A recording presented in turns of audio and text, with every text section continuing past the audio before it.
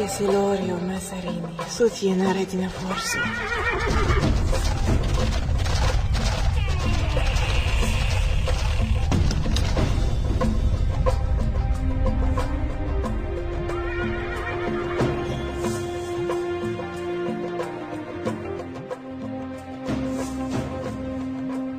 Bonsoir et bienvenue dans Les Aventuriers de l'étrange sur Sud Radio. Un être humain est-il capable de faire déplacer un objet ou de le faire se léviter uniquement par la force de sa pensée?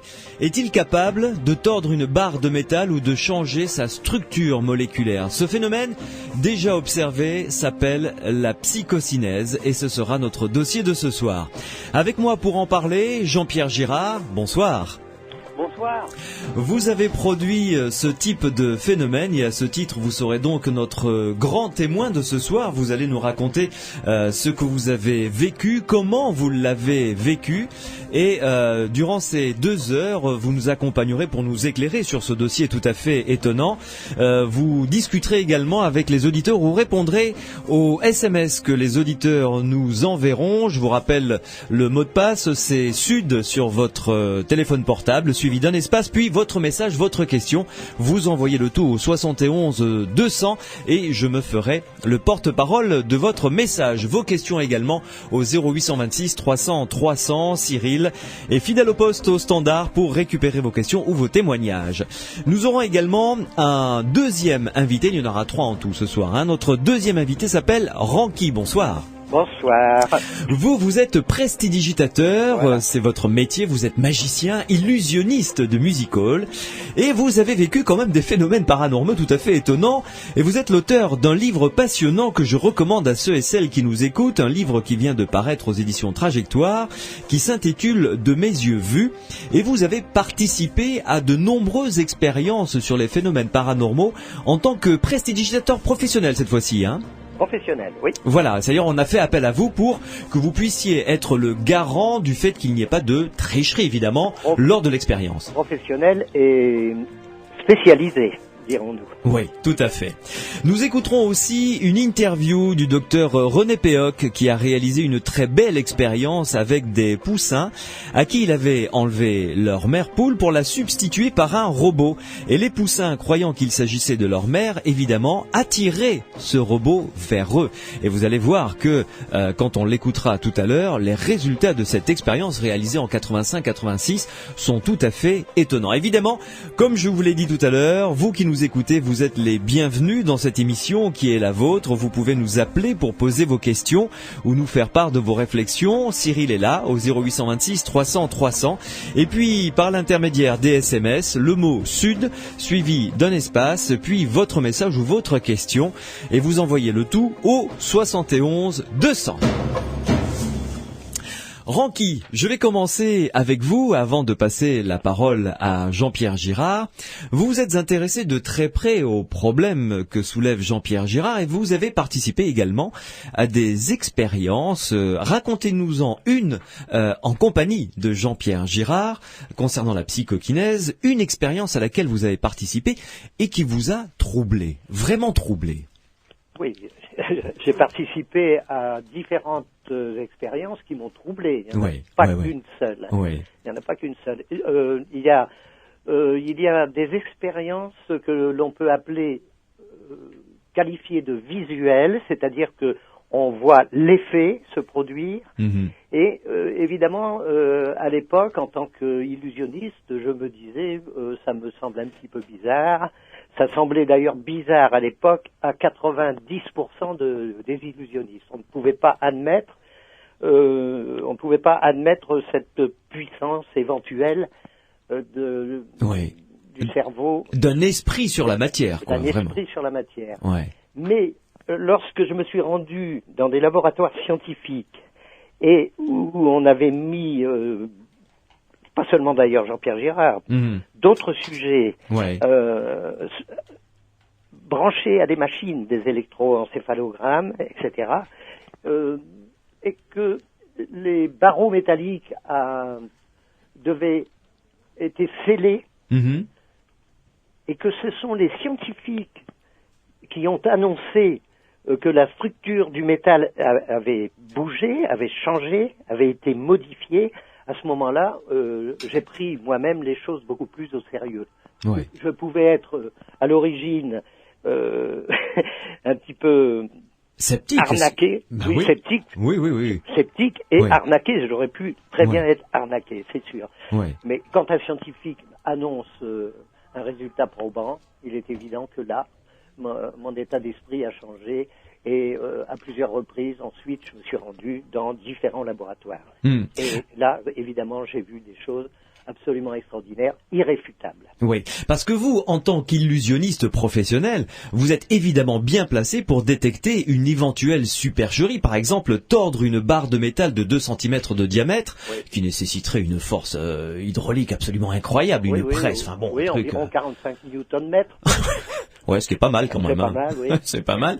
Vous connaissez ce genre de tour, évidemment. Oui, bien sûr, je les ai même produits à différentes reprises, même à la télévision. J'ai fait une émission Ouais. avec Jacques Pradel, un sujet où j'ai tordu une barre de fer qui était beaucoup plus importante que celle que Girard avait tordue. Ouais. Bon, qui était intordable manuellement, mais enfin j'ai quand même donné l'illusion que je tordais cette barre. Oui, parce que c'est Par un votre effet métier. d'optique. Oui, tout à fait. Et vous êtes donc là pour nous dire, ce soir, j'ai assisté à des expériences avec des scientifiques et en compagnie de Jean-Pierre Girard, qui était l'objet de cette expérience, où là, franchement, il n'y a pas 12 000 hypothèses pour essayer de comprendre ce qui s'était passé. Bah non, je ne pouvais pas discuter. Ouais. Au début, moi j'étais moi-même, j'étais effrayé, mais je me disais mais ça ne peut pas exister, ça ne peut pas. Mais j'ai fini par le voir, de mes yeux vus, Oui. d'où le titre de mon bouquin. Voilà. Oui. Jean-Pierre Girard. Racontez-nous, après cette petite introduction, racontez-nous une des expériences que vous avez vécues dans un laboratoire, dans des conditions tout à fait expérimentales, requises et précises. Et dites-nous ce qu'il en a résulté. Après, on parlera un petit peu de votre vie avec cette capacité à produire des phénomènes de psychokinèse. Racontez-nous d'abord une expérience, vous, qui vous a vraiment marqué. Beaucoup vous ont marqué, j'imagine. Oui, alors beaucoup d'expériences, effectivement, m'ont marqué. Et j'en profite là pour saluer vraiment de façon amicale, ce que je ne pouvais pas faire il y a quelques années, notre ami l'expert magicien Ranky, Oui. qui au départ était plus considéré par moi sérieusement comme un ennemi, entre guillemets, je dis bien un ennemi, qui était là un peu pour me disséquer en quelque sorte et essayer de me piéger, ce qui est tout à fait dans son rôle. Et je le salue parce qu'il est l'un des seuls illusionnistes, il y en a eu d'autres bien sûr, de par le monde, mais l'un des seuls illusionnistes en France qui a eu l'objectivité, mais je dirais même au-delà, la sérénité de venir au laboratoire et de calmement conseiller les scientifiques. Alors, ne croyez pas que je fais de la flagornerie à son endroit. Hein. Au départ, j'étais tout à fait inquiété parce que les fouilles sont toujours un petit peu pénibles, disons. Oui. Ah oui, parce que il vous en a pas parlé, mais bien sûr, il y a des contrôles du sujet qui sont faits et qui sont un petit peu avilissantes. Mais c'est normal, c'est la règle du jeu dès l'instant où nous nous mettons en devant de la science, si vous voulez, orthodoxe, celle qui n'est pas préparée au paranormal, et où ces personnes qui ont le courage extraordinaire, au fond, de remettre leur réputation de scientifiques de haut niveau en jeu, en testant des sujets comme nous, qui sont, on le souffre pour la science, là aussi la communauté scientifique. Alors, pour répondre à votre question, il y a beaucoup, évidemment, vous l'imaginez, d'expériences qui m'ont complètement fasciné. Alors on va dire, mais qu'est-ce que c'est que ce garçon qui est fasciné par ses propres expériences? Mais oui, bien sûr, on peut être fasciné par les expériences que l'on produit dans la mesure où on ne sait pas qu'on peut aller jusqu'à un certain niveau d'expérimental, parce que tout simplement, les scientifiques, progressivement, vous proposent des expériences qui sont de plus en plus sophistiquées. Ouais. Et pour parler clair, les barres qui se tordent ou qui se plient, pour un scientifique, c'est intéressant, mais sans plus. Pourquoi? Parce que ce sont des phénomènes pourtant macroscopiques, extrêmement spectaculaires même. Et j'ai un document que je présente dans les conférences que je donne, des documents de laboratoire, où l'on voit effectivement des barreaux impressionnants qui se tordent avec la main qui est placée à plusieurs centimètres au-dessus du barreau. Oui. Qui sont des barreaux intordables, hein. Il faut plusieurs tonnes d'applications pour pouvoir les modifier. Oui. Mais ce qui m'a vraiment fasciné comme expérience, c'est l'expérience sur des barreaux également, et des expériences, on parlera peut-être tout à l'heure, de biopsychokinésie, c'est-à-dire sur des organismes vivants. Ouais. Mais oui, ça on en parlera tout à l'heure. Voilà. Ouais. Les expériences qui m'ont fasciné, c'est un jour, je suis au laboratoire de Pechiney-Kuhlmann, le laboratoire de recherche, l'un des plus sophistiqués sur la planète, sur les alliages d'astronautiques, à Voreppe, près de Grenoble. Et puis un jour, l'expérimentateur me dit, écoutez Jean-Pierre, aujourd'hui on vous proposerait quelque chose d'assez original. Ouais. C'est de durcir du métal. Alors, je ne sais pas si vous imaginez. Oui, ça signifie de durcir un métal qui est déjà un alliage astronautique. En l'occurrence, c'était de l'alliage d'astronautique de Concorde, pour les avions de chasse, les avions de transport, etc. Et alors évidemment, j'étais très surpris. Et l'expérimentateur me dit, mais Jean-Pierre, comment vous feriez pour durcir ce métal dans votre tête, dans votre imaginaire? Moi, vous savez, c'est simple. J'essaierai de compacter, de rassembler les molécules, les particules, de les tasser en quelque sorte pour les durcir. Alors, évidemment, un sourire amusé de nos expérimentateurs. Parce que vous travaillez avec votre imaginaire pour essayer, parce que vous n'êtes pas scientifique, évidemment. Alors, écoutez, je crois qu'il faut mettre un bémol et être objectif sur cette notion de scientifique. Non, à l'origine, je n'ai qu'un certificat d'études primaires obtenu péniblement à 13 ans et demi, et ensuite j'étais travaillé en usine. Ouais. Mais j'ai eu à 17 ans un phénomène assez peu courant qui s'appelle une mémoire déitique, enfin une mémoire photographique. Et je raconte ça dans une autobiographie que j'ai publiée en même temps que l'encyclopédie du paranormal, dont on parlera peut-être tout à l'heure. Et effectivement, ce qui m'a permis en un an, d'acquérir des connaissances extraordinaires, et je n'ai pas d'autre à le dire, je n'ai aucune, puisque quelques années ensuite, j'ai quand même été directeur d'un laboratoire pharmaceutique, et j'ai créé des produits nouveaux dans les médicaments, et ensuite une société de recherche où j'ai déposé 17 brevets. Donc, cette faculté extraordinaire m'a permis, si vous voulez, d'avoir une connaissance.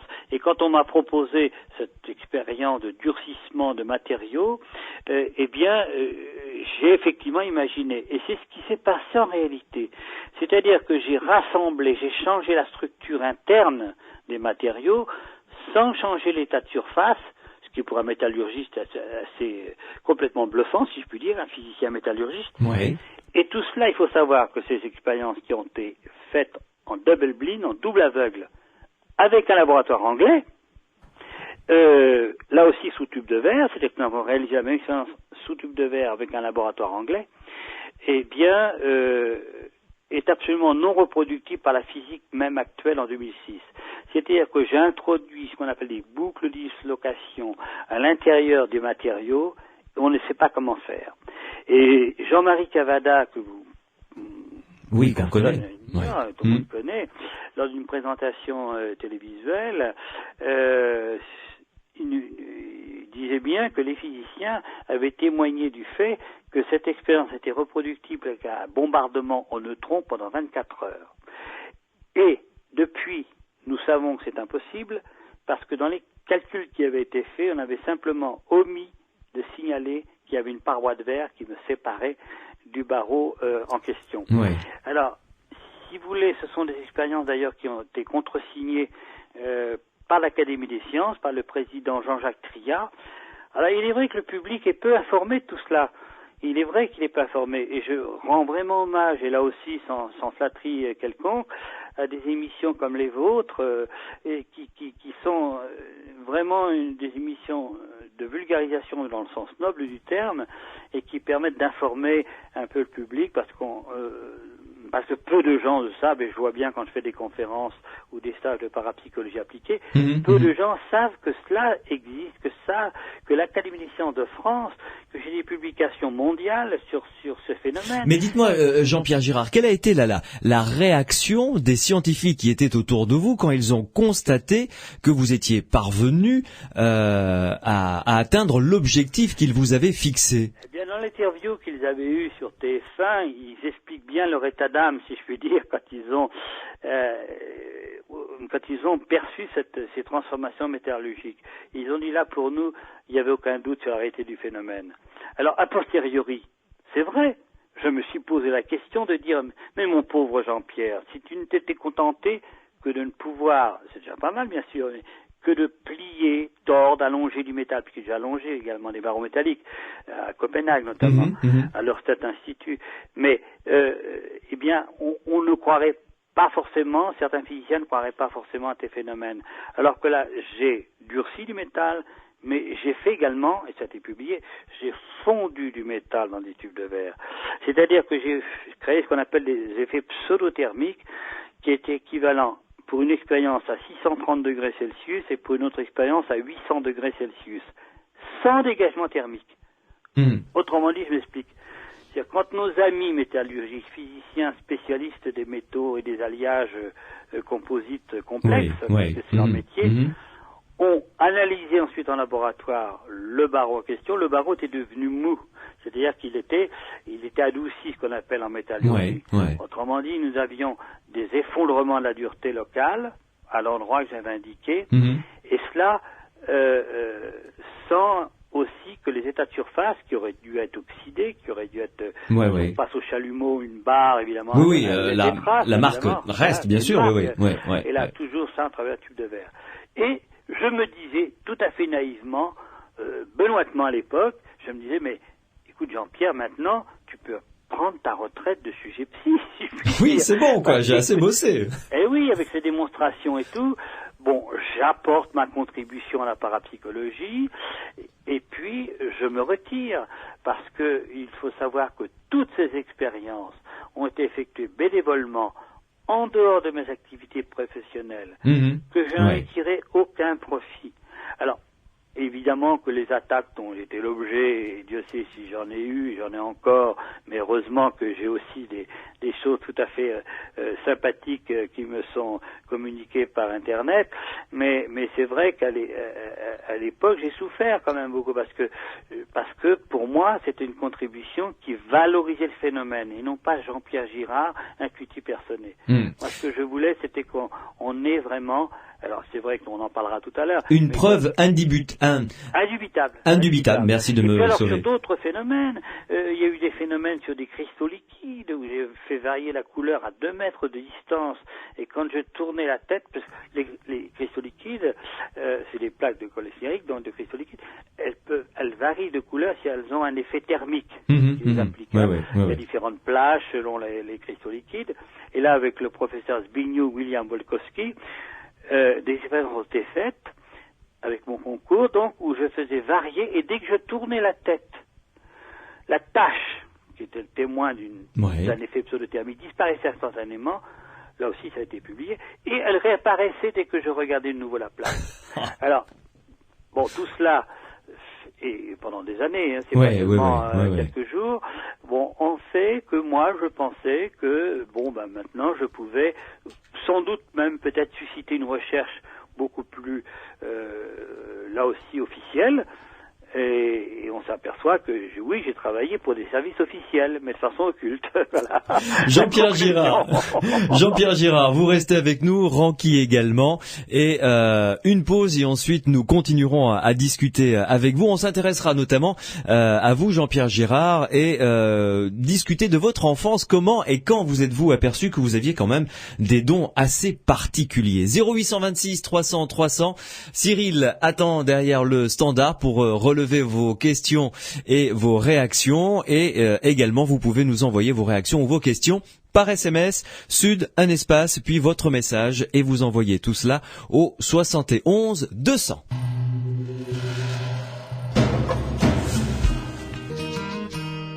Marc Lavoine, tu m'as renversé sur Sud Radio dans Les Aventuriers de l'étrange. Nous parlons d'un phénomène absolument fascinant, la psychokinèse, qui consiste, avec la force de l'esprit, à réaliser des prouesses. Nous avons avec nous Jean-Pierre Girard, qui a réalisé pas mal de ces prouesses, et en notre compagnie également Ranky, qui est illusionniste, prestidigitateur professionnel et qui a écrit un livre qui s'intitule Le paranormal de mes yeux vus, car il a participé à beaucoup d'expériences et on a vécu quelques-unes lui aussi qu'il nous racontera tout à l'heure.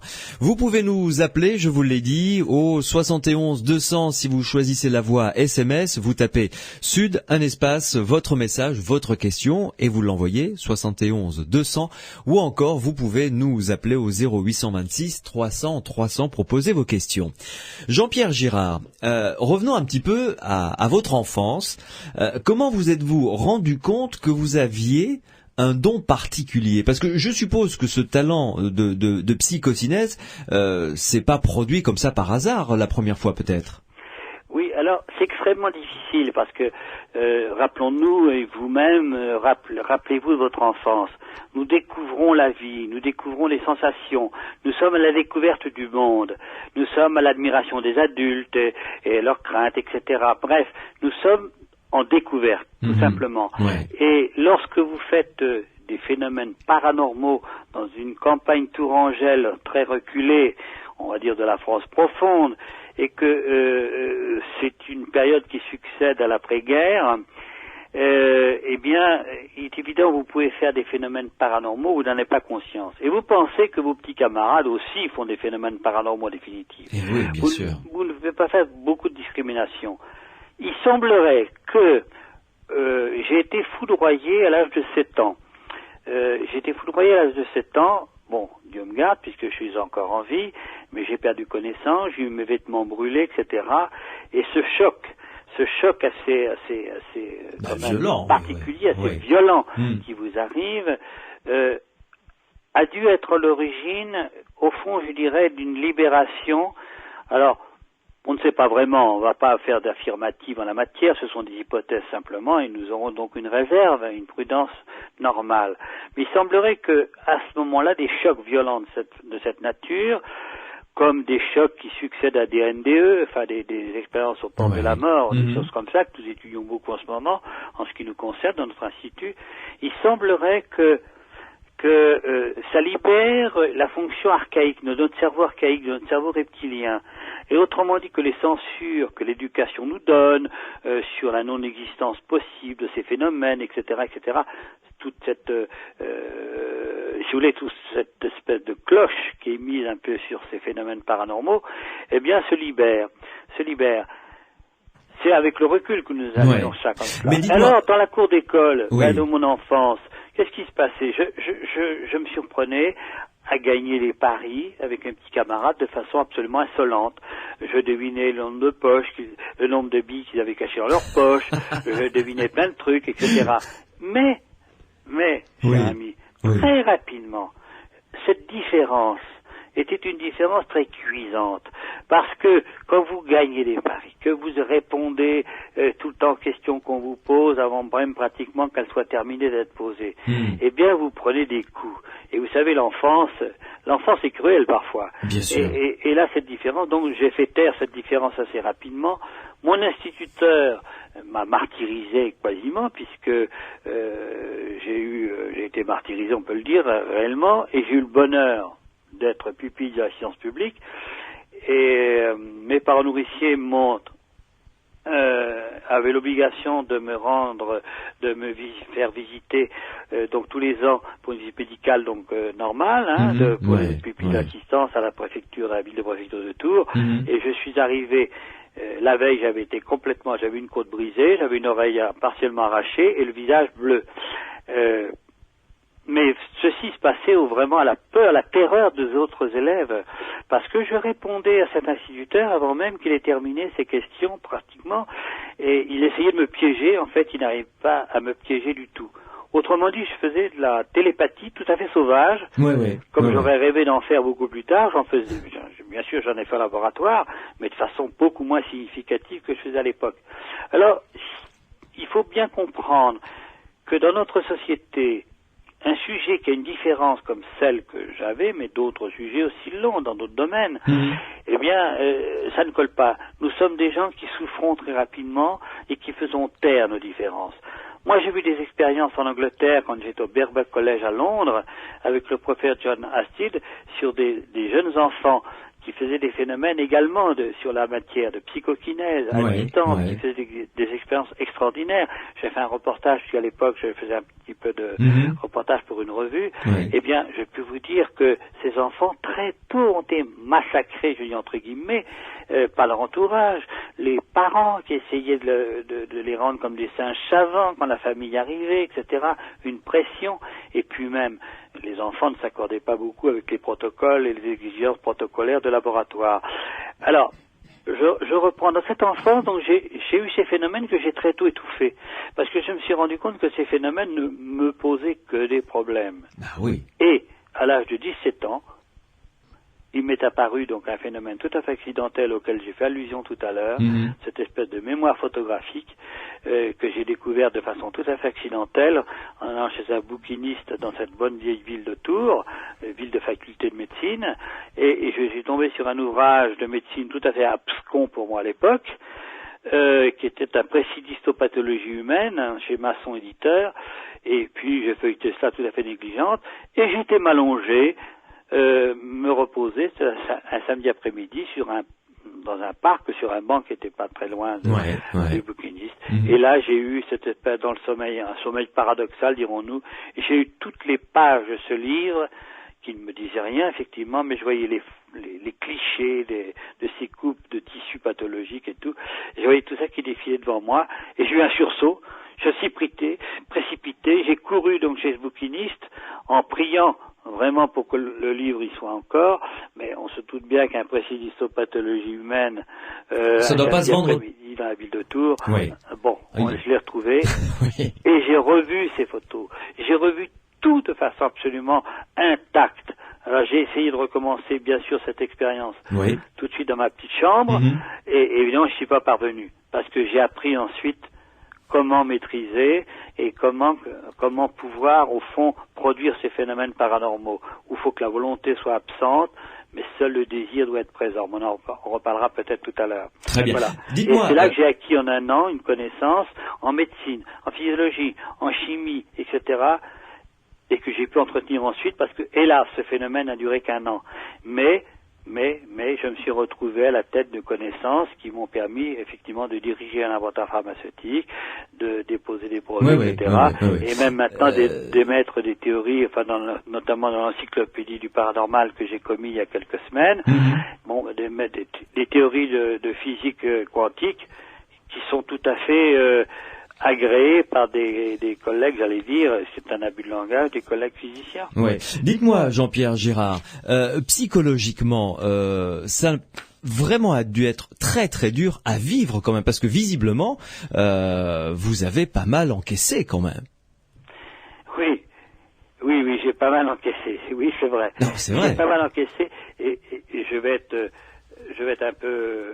Oui, bon, c'est pas dur avec moi, mais je pense qu'il fallait une certaine dose de masochisme pour faire le parcours, pour avoir ce parcours que j'ai effectué. Parce que, je le répète, ces expériences, je les ai faites en dehors de mes activités professionnelles. J'ai une fois bien ma vie, puisque comme directeur, vous imaginez, dirigeant un laboratoire pharmaceutique, voiture, etc., chauffeur. Donc j'avais une situation qui était tout à fait confortable.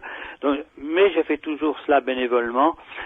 Et en dehors de mes heures, ce qui prenait 3 heures du matin, je prenais l'avion, je revenais et je dirigeais mon laboratoire le lendemain matin.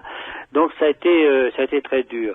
Mais ce qui a été très dur, en fait, c'est les attaques dont j'ai fait l'objet. Et je crois que j'ai fait des attaques qui ont été au prorata des publications qui commençaient à être faites dans des revues scientifiques de mon niveau, et devant l'acceptation qu'avait une certaine partie de la communauté scientifique devant la réalité des expériences. Parce que ça a bouleversé. Alors en France, évidemment, on a un petit peu essayé toujours avec notre cartésianisme habituel qui est tout à fait bien connu, mais par contre à l'étranger, là j'ai eu vraiment un accueil vraiment, je pense que j'ai encore d'ailleurs, je suis une référence à l'étranger, un petit peu en France, mais surtout à l'étranger, aux États-Unis, dans les pays nordiques, enfin même en Chine, en République démocratique de Chine populaire. J'ai mes travaux qui sont déposés à l'Académie des sciences à Pékin. Jean-Pierre Girard, on va s'accorder une nouvelle pause si vous le voulez bien. On vous retrouvera avec Ranky tout à l'heure. Une pause et juste après la pause, je vous propose d'écouter l'interview que j'ai réalisée du docteur René Péoc sur ses expériences avec les poussins, une expérience qu'il a réalisée en 85 et en 86. Je vais vous demander de répondre très rapidement à cette question, Jean-Pierre Girard.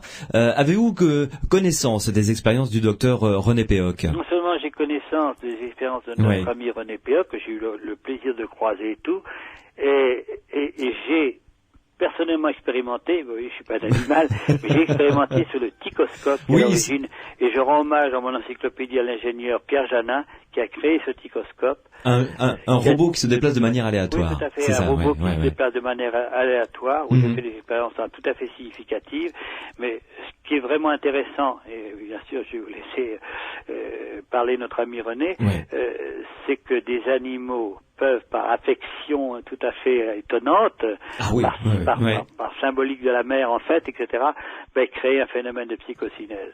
Alors là, quand on assiste à des expériences comme celle-là, je veux dire, on a la preuve manifeste que l'action de l'esprit sur la matière est une réalité qu'il faudrait étudier sérieusement, continuer à l'étudier, et surtout ne pas la nier systématiquement.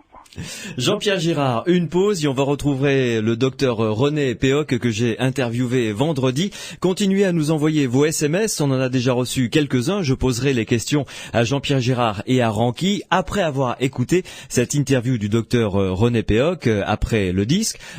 Sud, un espace, votre message, votre question, vous envoyez le tout au 71 200 et je me ferai votre porte-parole, ou si vous préférez la voix directement, vous appelez notre standard et Cyril 0826 300 300.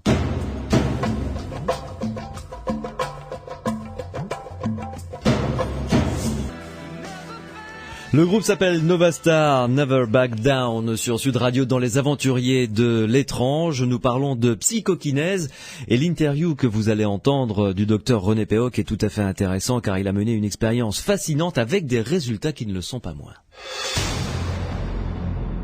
Docteur Péoc, bonsoir. Bonsoir. René Péoc, je vous présente en quelques mots. Vous êtes un scientifique, vous avez 3 doctorats. Un doctorat en médecine, un doctorat en sociologie, c'est ça? Oui, c'est ça. Et un doctorat en sciences naturelles. Voilà. Ça consiste en quoi exactement le doctorat en sciences naturelles? Ça, c'est juste pour mon information. Je suis spécialisé sur l'étude du comportement animal. Et c'est ce qui justifiait que je fasse quelques expériences avec les animaux, autant qu'avec les humains. Alors, vous avez monté et réalisé une expérience, c'était dans les années 85-86, avec des poussins. Oui. Alors, dites-nous, en quoi consistait cette expérience? Alors, je voulais savoir si la pensée animale pouvait avoir aussi une action sur la matière, exactement comme l'homme.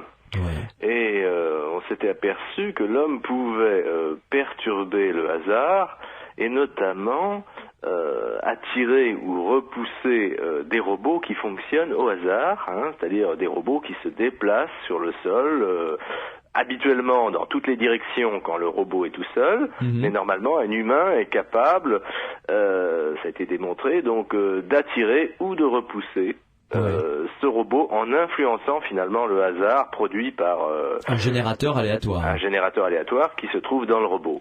Alors j'ai voulu refaire des expériences un petit peu similaires, mais cette fois-ci avec des animaux. Donc il fallait trouver un animal qui puisse s'intéresser à un robot suffisamment pour être extrêmement motivé. Or la plus formidable attirance que puisse avoir un animal pour un robot, a été étudié grâce à un prix Nobel qui est Konrad Lorenz. Oui. Il démontrait que des jeunes oiseaux, notamment des jeunes poussins, pouvaient adopter comme étant leur mère même un robot, à partir du moment où ce robot est mis en présence du poussin pendant plusieurs jours, 5 à 6 jours, juste après sa naissance. Voilà, c'est ce qu'on appelle le phénomène d'imprégnation, c'est ça. Oui, voilà. Et en anglais l'imprinting. Voilà, c'est ça. Alors, donc, il a fallu avoir des poussins, j'imagine, au départ. Oui, j'ai eu de très très nombreux poussins, puisque j'ai eu jusqu'à 1500 poussins par semaine. Et oui, c'est une expérience qui a été faite de grande envergure, et même sur plusieurs variétés de poussins. Ouais. Des variétés différentes, des jaunes, des noirs, des poussins qu'on appelle des counus aussi. D'accord. Et on a retrouvé le même type de résultat d'ailleurs, quelle que soit la variété. D'accord. Alors, le robot, lui, qu'est-ce que c'était? Puisque là, c'est l'autre partie de l'expérience. Le robot, qu'est-ce que c'était? Alors, le robot, c'était ce qu'on a appelé un ticoscope, c'est-à-dire un petit robot de la taille d'une grosse boîte de conserve, qui repose sur le sol sur 3 points, 2 roues et une bille. Donc, ce robot va faire alternativement un déplacement en ligne droite, choisi au hasard. Ensuite, il effectue une rotation et il repart à nouveau en ligne droite et il alterne comme ça, rotation, ligne droite, avec toujours toutes les composantes choisies au hasard. La rotation est toujours choisie au hasard, entre 0 et 360 degrés, toutes les valeurs sont possibles. Ouais. Et la longueur du déplacement en ligne droite, pareil, est au hasard entre 0 mm et une distance qui est choisie d'avance, mais qui peut être jusqu'à 10 cm d'un seul coup. Ouais. Ok.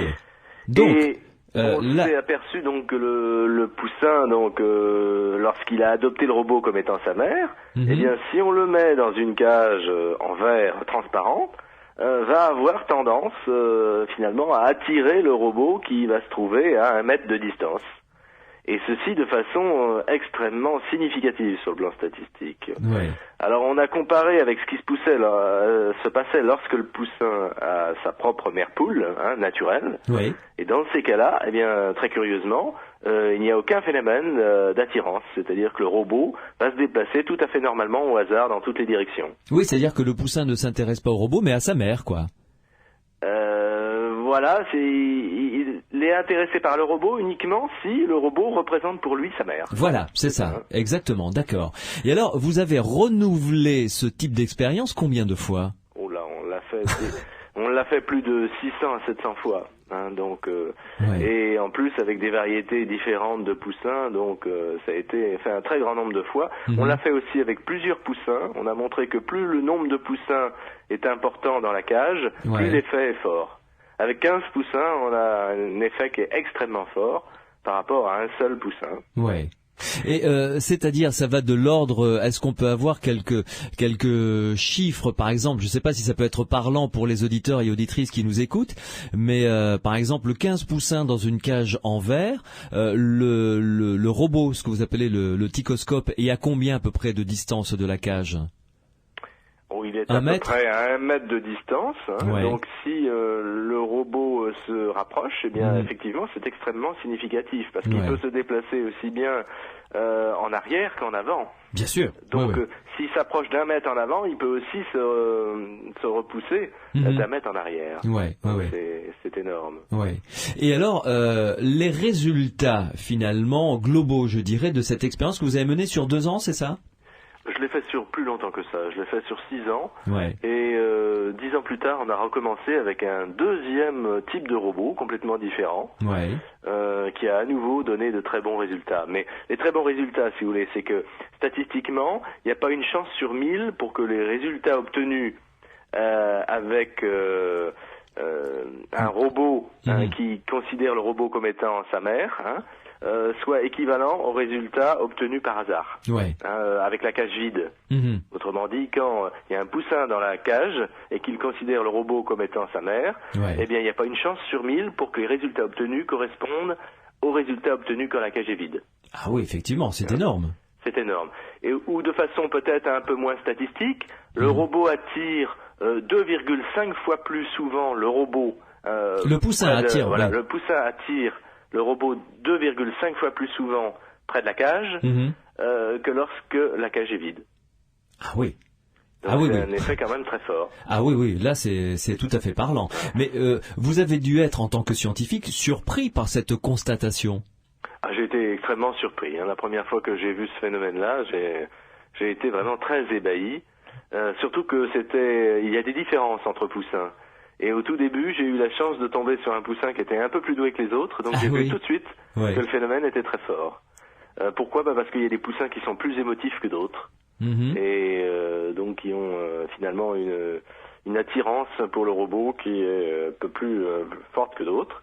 Mais globalement, la moyenne sur une centaine de poussins différents, c'est que, parce qu'il y a eu quand même 100 poussins sur la première expérience différents qui ont été utilisés, c'est qu'il y avait pas une chance sur 1000 pour que la totalité des résultats soit comparable à la totalité des résultats témoins, c'est-à-dire avec une cage vide. Alors on a réessayé avec une forte source de chaleur, une forte source de champ magnétique, et ni la chaleur ni le champ magnétique n'ont d'influence sur le robot qui puisse expliquer une attraction. Il n'y a absolument aucune attraction vers une source de chaleur ou de champ magnétique.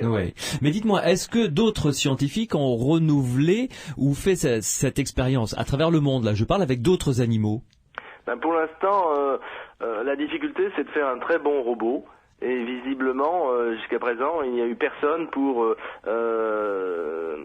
avoir le courage de faire la fabrication d'un robot, parce que ce type de robot nécessite souvent 3 à 4 ans de travail. Et à chaque fois qu'on a fait un robot, à chaque fois, ça a demandé 3 ans d'élaboration.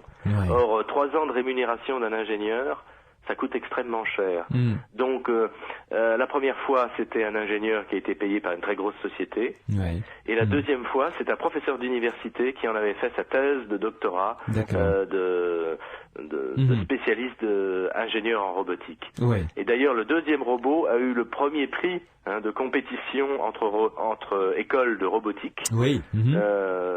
C'était un des meilleurs. Ça avait été un prix qui avait été fait par une chaîne de télévision importante, très connue. Et je crois que c'était M6 ou TF1 qui avait fait ça. C'était M6, je crois, qui faisait ça. Je n'ai plus, mais c'était une des 6 premières chaînes. Oui, tout à fait, c'est ça. Une des classiques, quoi. Donc, de par le monde, il n'y a pas eu de renouvellement de cette expérience, y compris avec d'autres animaux. Je ne sais pas, moi, ça peut être des lapins, ça peut être d'autres choses, quoi. Si, oui. Alors, ça a été fait avec des souris, puisque le professeur Rémi Chauvin, avec le même type de robot, l'a fait avec des souris, avec succès, puisque il a démontré, et il l'a publié d'ailleurs aussi, que les souris ont peur du robot. Lorsqu'elles voient pour la première fois le robot, elles en ont peur, et donc effectivement, elles le repoussaient de façon assez nette, et sur le plan statistique, c'était concluant. Bon, on ne peut pas en tirer évidemment de conclusions hâtives et encore moins de lois, mais les animaux, des animaux aussi éloignés que des souris et des poussins ont cette capacité, entre guillemets, on peut présager que les animaux en règle générale l'ont peut-être aussi. Alors, c'est surtout les chiens, les chevaux, supérieurs qui semblent avoir cette possibilité. Lorsqu'on s'adresse à des poissons ou à des insectes, je n'ai pas constaté du tout ce type de phénomène. D'accord. Et c'est d'ailleurs intéressant parce que ça montre bien qu'il y a des différences entre animaux, et donc que ce n'est pas dû à l'expérimentateur, ni même à mes conceptions personnelles, ou à une quelconque tricherie. Ça veut dire que finalement, il y a des expériences qui ne marchent pas du tout, donc que ça tient pas à une anomalie du dispositif ou une anomalie du sol ou une anomalie physique traditionnelle. Donc, fort de ces résultats, maintenant il n'y a plus qu'à peut-être, j'allais dire, laisser la place à des théoriciens pour que ils se mettent au travail et essayent d'ouvrir des pistes finalement. Ce serait très bien. Ce serait très bien, mais il y a très peu, évidemment, de physiciens fondamentalistes qui ont envie de se lancer sur des interprétations, parce que à chaque fois qu'ils essaient de publier ce genre d'articles, ils ont du mal à ce que ce type d'article soit accepté par les revues scientifiques. Comités scientifiques. C'est donc un peu la difficulté. Mais donc, d'après vous, qu'est-ce que vous en tirez comme conclusion, finalement, de ces observations ? Que le phénomène visiblement se produit, mais qu'est-ce que c'est ? On ne sait pas. On ne sait pas. Simplement, je dirais que le conditionnement psychologique qui est opéré sur les animaux va influencer la trajectoire d'un robot qui se déplace au hasard. Autrement dit, que la psychologie d'un animal est capable de perturber le hasard d'un appareil. Alors, comment est-ce qu'on peut perturber le hasard d'un appareil? En agissant, là en l'occurrence, sur l'agitation des électrons, apparemment, produits par le générateur aléatoire. Le générateur aléatoire est basé sur un bruit blanc électronique, donc apparemment la psychologie animale peut perturber la trajectoire des particules qui sont en mouvement dans ce générateur aléatoire. Ouais. C'est assez fascinant quand même, la nature recèle encore pas mal de jolis secrets à découvrir. Tout à fait. Ouais. Merci beaucoup, Dr Péoc. Merci aussi. Merci de nous avoir accordé cet instant, et puis à très bientôt, j'espère. Si vous faites d'autres expériences, vous nous tenez au courant. Entendu. Merci beaucoup, docteur. Au revoir. Au revoir. Avouez que c'est quand même fascinant de constater que les animaux sont doués, pour quelques-uns d'entre eux du moins, de cette capacité à influencer un robot. On l'a compris à travers l'expérience du docteur René Péoc, qui a été tout à fait positive. Nous allons en parler avec Ranky et Jean-Pierre Girard, nos deux invités, dans quelques instants.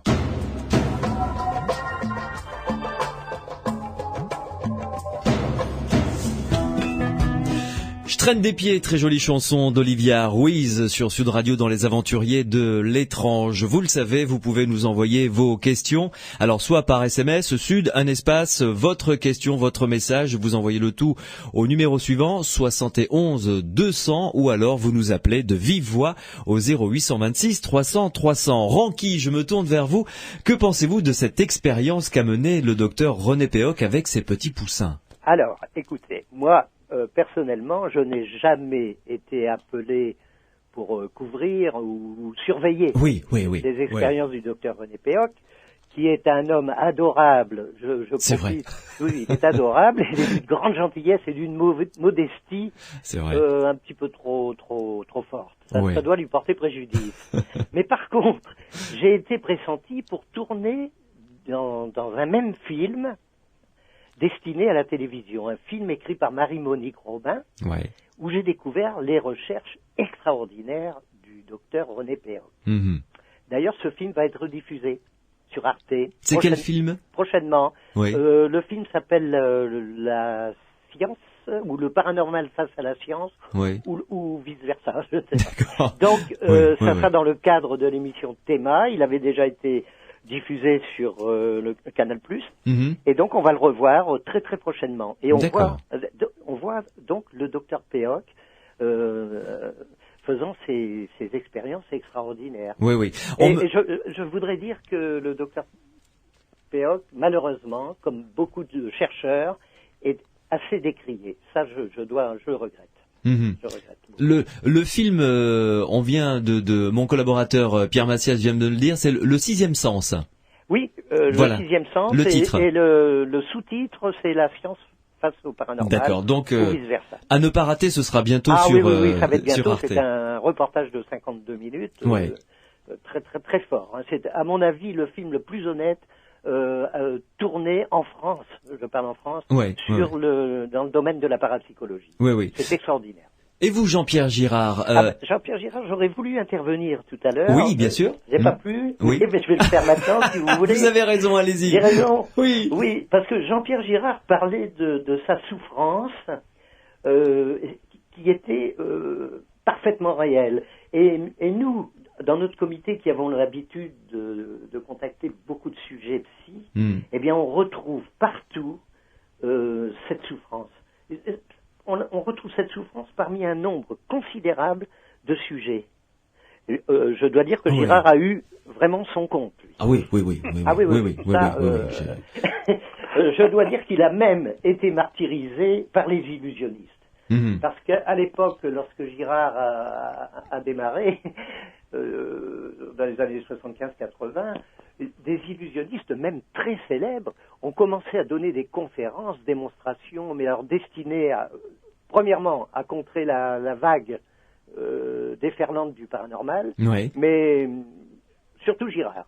Ouais. C'est pour ça que je dis il a eu son compte. Bah d'ailleurs, on vient de recevoir un SMS d'un illusionniste comme vous, Ranky d'ailleurs, un magicien professionnel, qui dit je tords également des clés par un simple regard. Mais ça, j'allais dire, il y a un truc évidemment. Ah bah normalement il doit vous le dire. Moi je le fais, je tords des barres de fer, je tords des clés.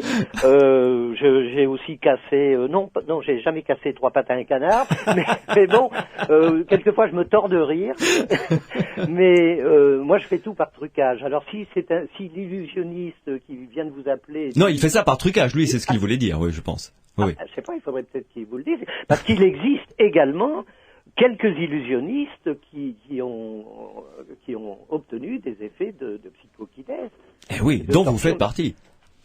Ah non, pas moi, non, je pas la psychokinèse. Non, pas la psychokinèse, mais il vous est arrivé de vivre des phénomènes particuliers. Ah oui, complètement. Oui, voilà, c'est ça qui est étonnant. Pour un magicien, un illusionniste professionnel, vous avez dû être le premier surpris d'ailleurs. Ah ben, bien entendu.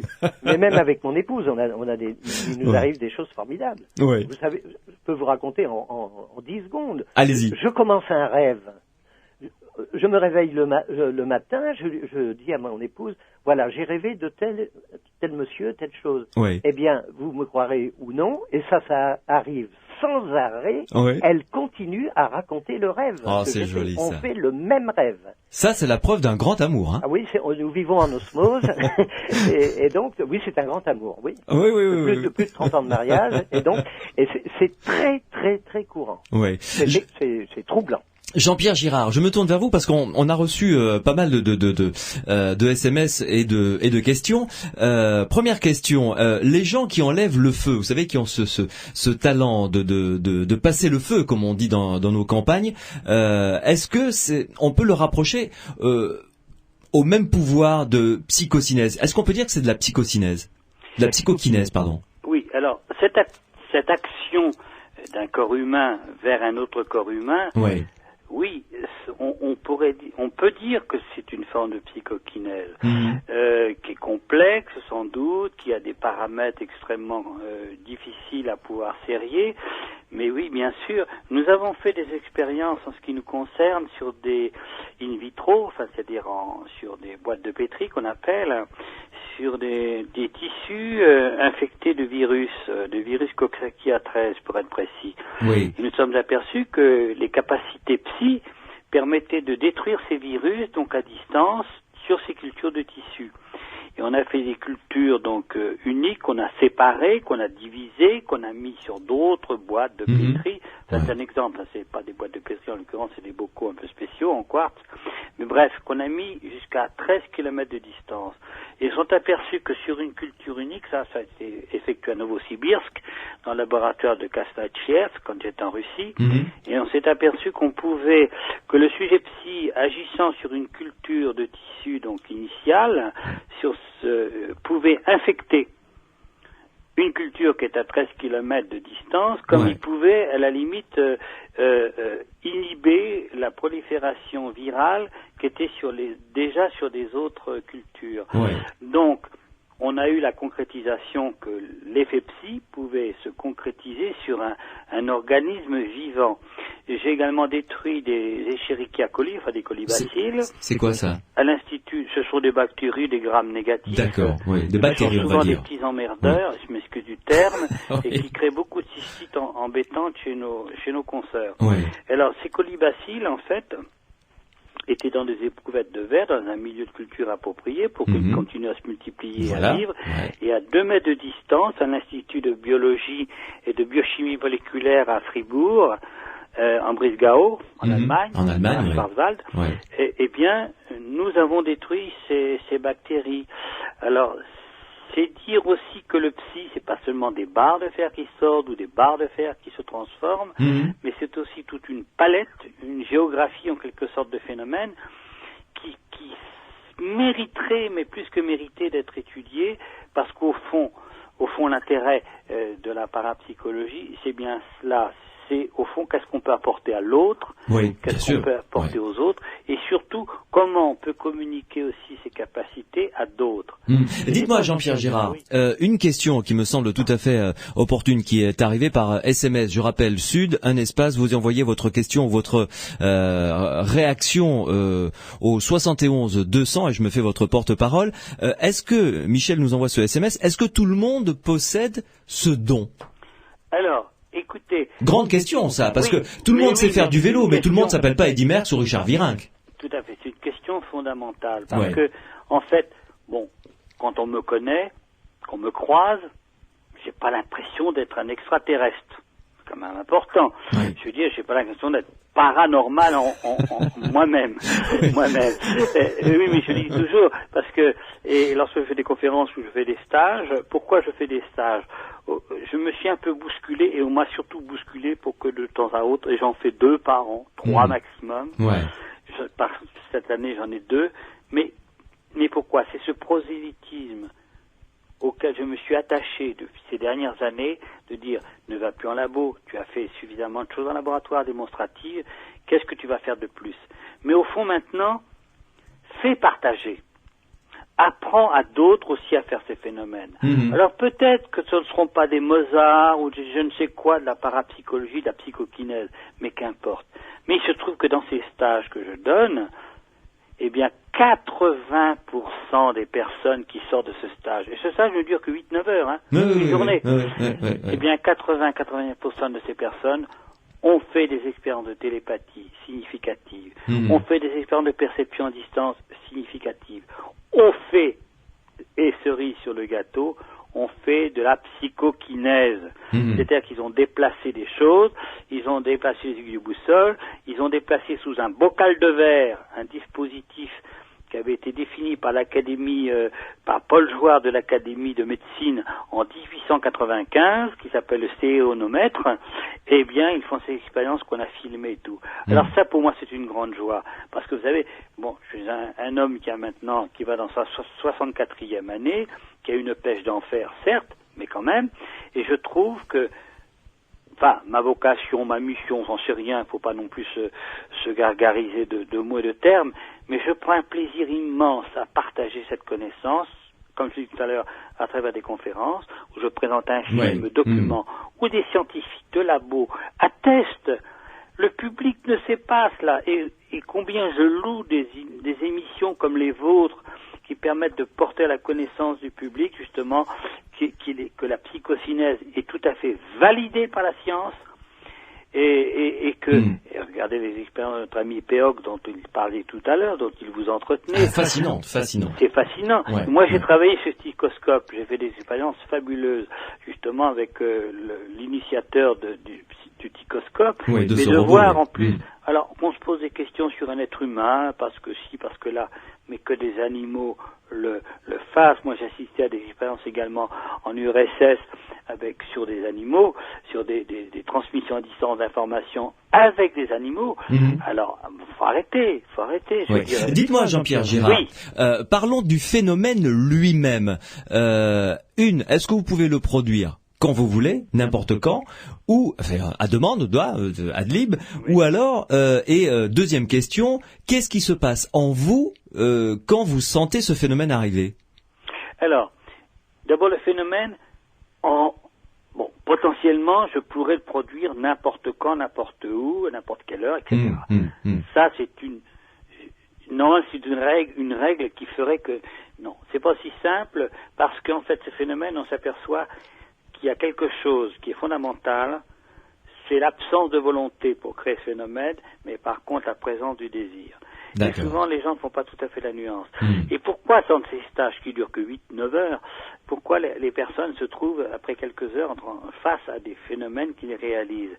Mais simplement parce que d'abord, ils me voient faire des phénomènes, ça leur lève des censures, et surtout, ils se rendent compte que, mais je leur dis, attendez, pas de volonté, ne vous concentrez pas de méditation sur le mont Athos pendant 20 ans, et je donne des astuces, cerveau gauche, cerveau droit, etc., j'ai des astuces qui fait qu'on gagne un temps extraordinairement précieux, qui fait qu'on lève ces fameux barrages de conscience auxquels je faisais allusion tout à l'heure, ces castrats que la société nous inflige volontairement ou non depuis des décennies, voire des siècles, où on nous a pas dit que c'était normal de déplacer un verre à distance ou de faire ci ou de faire là, quoi.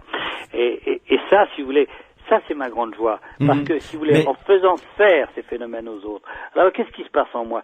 C'est ce qui se passe chez les personnes qui font ces phénomènes, c'est qu'en fait on arrive par le désir simple, je dirais même voir le jeu au fond, de dire voilà je fais cela, mais je suis non impliqué, ça fonctionne, c'est bien, ça fonctionne pas, c'est pas très grave, donc une non implication.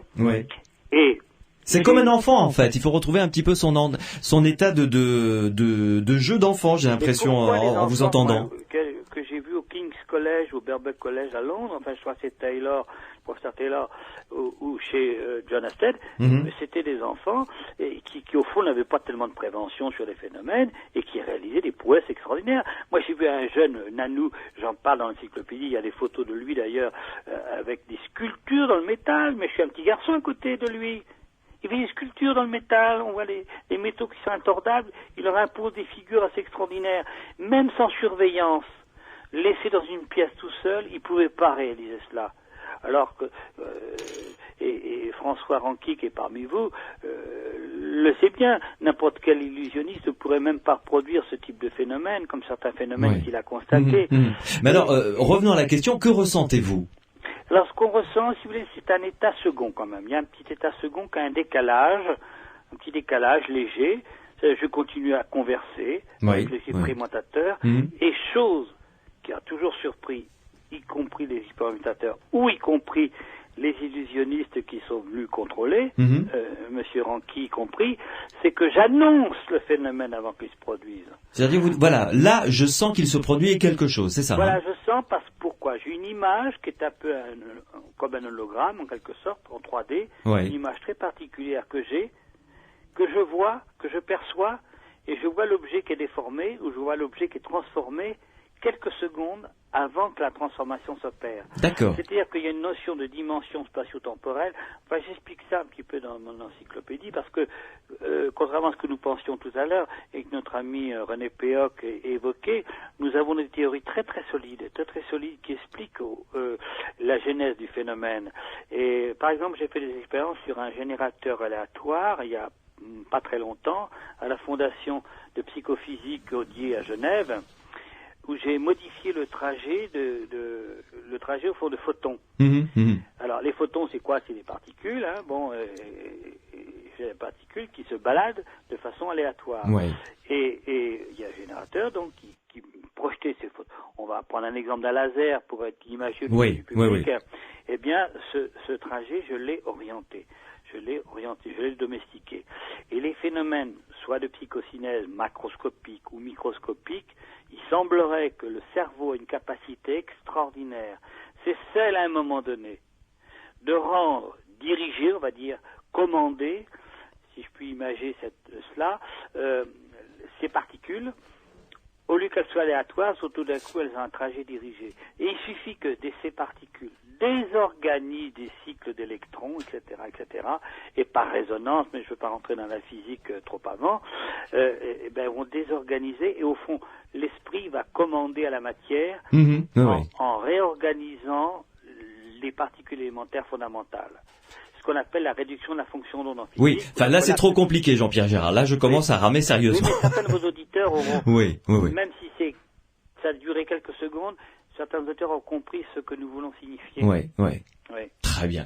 Jean-Pierre Girard, vous restez avec nous, Ranqui également, parce que vous avez écrit tous les deux des livres sur les phénomènes paranormaux, l'encyclopédie du paranormal que vous avez cité tout à l'heure, Jean-Pierre Girard. En ce qui concerne Ranqui, le paranormal de mes yeux vus. Et si vous êtes d'accord, on va élargir le champ de la conversation avec d'autres phénomènes paranormaux que vous avez observés, notamment, je demanderai à Ranqui de nous faire rentrer dans son livre qu'il vient de publier, et ensuite nous aurons le témoignage de quelqu'un qui vit un phénomène tout à fait étonnant. Ce n'est pas de la psychokinèse, mais quelque chose de tout à fait surprenant, vous verrez, et je vous demanderai votre avis à ce propos. À tout de suite. Robbie Williams avec Advertising Space sur Sud Radio. Nous parlons de la psychokinèse et des autres phénomènes paranormaux à partir de maintenant avec nos deux invités, Jean-Pierre Girard qui vient d'écrire l'encyclopédie des phénomènes paranormaux et Ranky qui est magicien illusionniste de profession et qui a écrit le livre Le paranormal de mes yeux vus. Un petit tour d'horizon rapidement de votre livre, Ranky. Vous y racontez évidemment votre rencontre et de vos observations concernant Jean-Pierre Girard, mais pas que cela, vous abordez énormément de sujets au sein de ce livre. Oui, parce que ce livre est le résultat de 30 années d'investigation. Oui. Et je ne parle dans ce bouquin que des choses que j'ai vues. Oui, d'où le titre de Mes yeux vus, effectivement. De Mes yeux vus. Oui. Et je ne parle que de ce que je connais. Il n'y a pas de théorie fumeuse, je n'invente pas des histoires abracadabrantesques, comme dirait Chirac, Monsieur Chirac, pardon. Oui. Et donc, voilà, c'est le résultat de 30 années d'enquête. Donc, évidemment, Girard tient une très grande place, il a tout un chapitre entier. Oui. C'est un bouquin quand même de près de 400 pages. Hein. Oui, mais qui se lit vraiment, enfin alors, il y a beaucoup de chapitres. Ah, il peut se lire en diagonale. Ah, complètement. Ah oui. Vous parlez d'ailleurs du docteur Péoc au sein de ce livre. Oui. Vous parlez de Jacques Benveniste, vous parlez des fakirs, par exemple. Bien sûr. Vous parlez des supercheries que vous avez également démontées. Oui. On en parlera de l'affaire des huiles. Alors ça, vous avez eu le nez fin, si je puis me permettre, sur ce coup. Oui. Vous avez été excellent. On parlera également de la supercherie du motard masqué. Ah bah le motard masqué, oui. Sur TF1. Que j'ai dénoncé, enfin pas tout seul avec mon équipe, puisque nous sommes une équipe d'experts, d'experts illusionnistes. Et donc on a démonté sur TF1 l'extraordinaire performance parce que c'est une performance. Vous savez, Jean-Marie Laforgue, le motard masqué, a réussi un tour de magie, bien entendu, mais extrêmement difficile à réaliser. Oui, tout à fait. Il l'a réussi, c'était fabuleux. Oui, mais rien de paranormal là-dedans. Rien de paranormal. Voilà. Alors que la décorporation existe. Car je ne suis pas un magicien qui démonte systématiquement les phénomènes. Quand on voit un phénomène authentique, on le dit. Quand on ne comprend rien, on dit qu'on n'a rien compris. Voilà, tout simplement. Oui, et quand on a trouvé le truc, eh bien, on le dénonce. En fait, il suffit d'être tout à fait honnête, quoi, tout simplement. C'est tout. Voilà, c'est un bouquin. Et ce livre est une démarche unique. Il n'existe pas un autre livre mondialement. Il n'y a pas de livre au monde qui traite de ce sujet. Aucun illusionniste n'a fait ça. Ranky, on va rentrer dans le vif du sujet. Allez-y. Et je vais vous demander de nous raconter une histoire de quelqu'un que vous avez rencontré, Monsieur Jean. Ah, Monsieur Jean est... Ah oui, Monsieur Jean est un homme absolument extraordinaire. On peut le classer parmi les clairvoyants. C'est un des clairvoyants les plus formidables que j'ai jamais rencontré. Quoique il en existe un autre qui est tout jeune, qui s'appelle Pascal Mayous, et qui va faire parler de lui, j'espère. Enfin bon, ça ne l'intéresse pas trop d'être médiatisé. Comme Monsieur Jean. Alors là, Monsieur Jean, lui, c'était rien. Rien. Monsieur Jean, d'ailleurs, il s'appelle Monsieur Jean, et des voyants s'appelant Monsieur Jean, il y en a je sais pas combien en France, 10, 15, 20. Il s'en fiche, il se fiche carrément des journalistes, ça ne l'intéresse pas. Aucune interview, il a jamais accordé aucune interview, ni télé, ni radio, ni rien. Alors, racontez-nous les capacités qu'a... il est toujours en vie, Ah bah oui. Monsieur Jean, 80 ans et quelques. Oui. Ce monsieur, il discute, vous pouvez le rencontrer au bistrot, n'importe où, dans un restaurant. Voilà. Vous lui posez une question. Si la question l'intéresse, même si elle n'intéresse pas, peut-être pas, je ne sais pas. Enfin, vous lui posez la question. Il semble s'évanouir un petit peu. Il dit, je sais pas. Il regarde au plafond ou il ferme les yeux. Et puis d'un seul coup, il vous donne une réponse à votre question, mais quelque chose d'extraordinaire, et il tombe pile à chaque fois. Et quand on dit que la parapsychologie n'est pas répétitive, je suis désolé, concernant Monsieur Jean, c'est complètement répétitif. Non, c'est à chaque fois... À chaque fois, vous obtenez une réponse probante. C'est extraordinaire. Une fois, nous l'avons emmené du côté de Versailles, dans un petit village qu'il n'avait jamais vu. Oui. Hein? Racontez-nous ça. Oui. Voilà.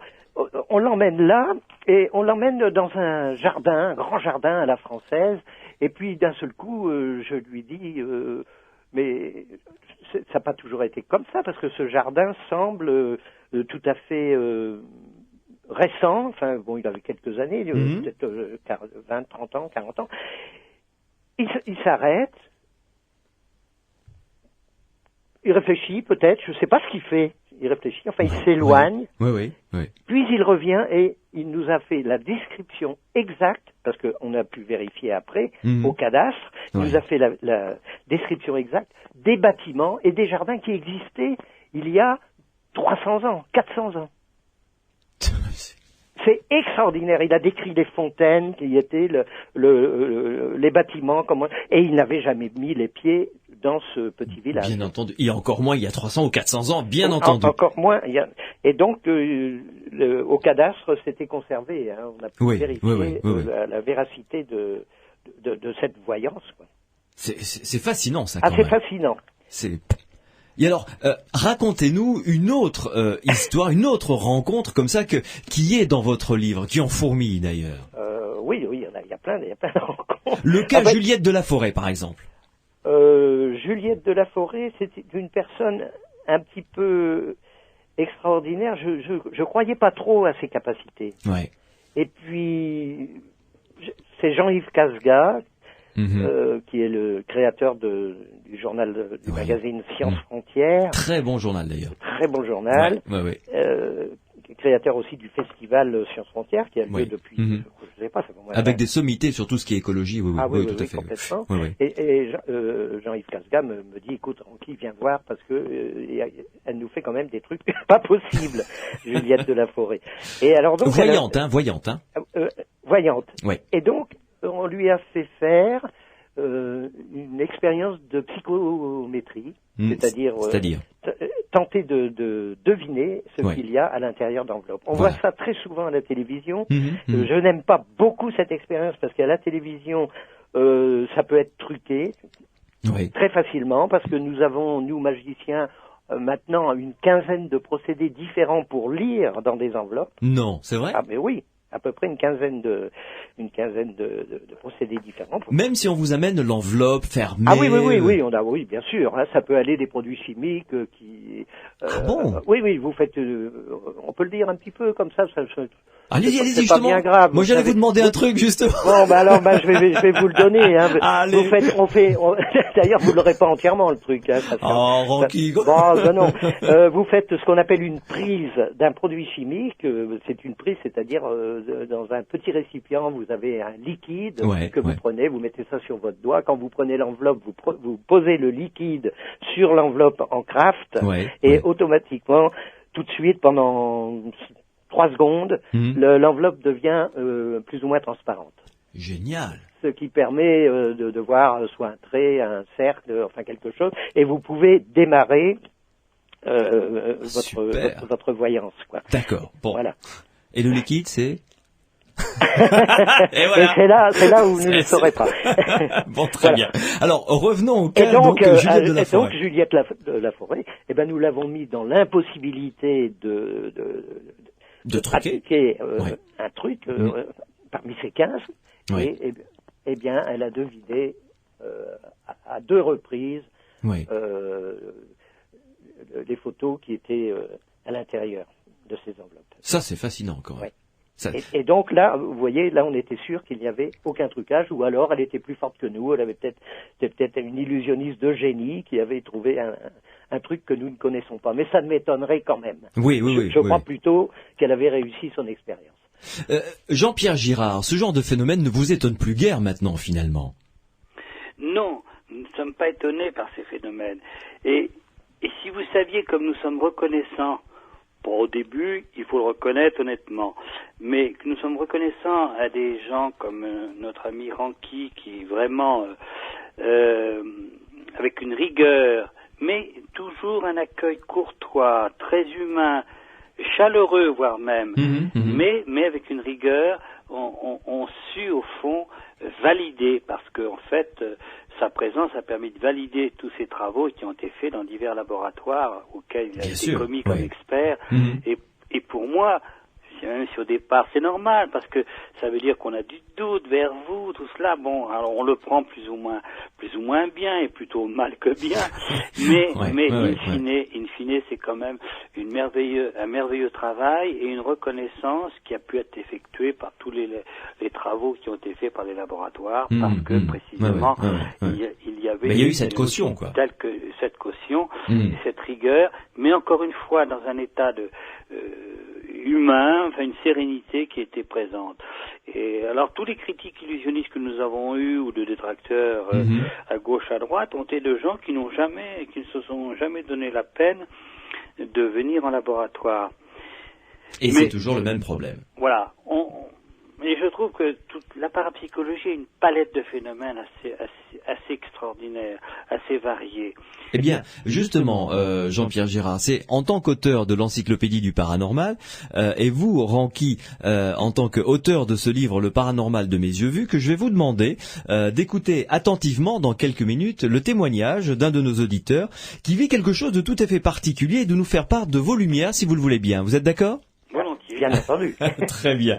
Une pause et on va écouter attentivement ce témoignage et vous nous direz ce que vous en pensez. Vous pouvez nous appeler, évidemment, vous qui nous écoutez, au 0826 300 300 ou nous envoyer un message par SMS. Vous tapez Sud, d'abord, c'est le mot-clé Sud sur votre portable, un espace et ensuite votre question ou votre message et vous nous envoyez ça au 71 200. Je serai votre porte-parole. Les aventuriers de l'étrange sur Sud Radio, c'est jusqu'à minuit.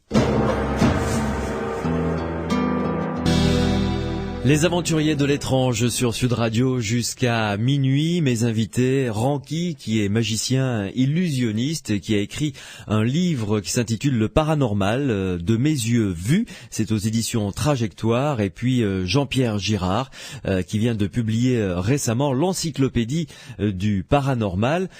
Messieurs, je vous demande d'accueillir avec moi Jean-François. Bonsoir Jean-François. Bonsoir. De quel département nous appelez-vous ? De l'Ariège. De l'Ariège. Alors, Jean-François, racontez-nous ce que vous vivez. Depuis combien de temps d'abord ? C'est assez ancien, puisque c'est la première fois que ça m'est arrivé, je devais avoir à peu près 25 ans. Ouais. Donc il y a à peu près 25 ans. D'accord. Voilà. J'en déduis que vous avez 50 ans. Voilà. Jusque-là, tout va bien. Donc c'est un phénomène qui est arrivé sur le tard quand même, hein ? Oui, en effet. Hein ? Oui, ça ne m'était jamais arrivé avant. C'était... je regardais la télévision en famille.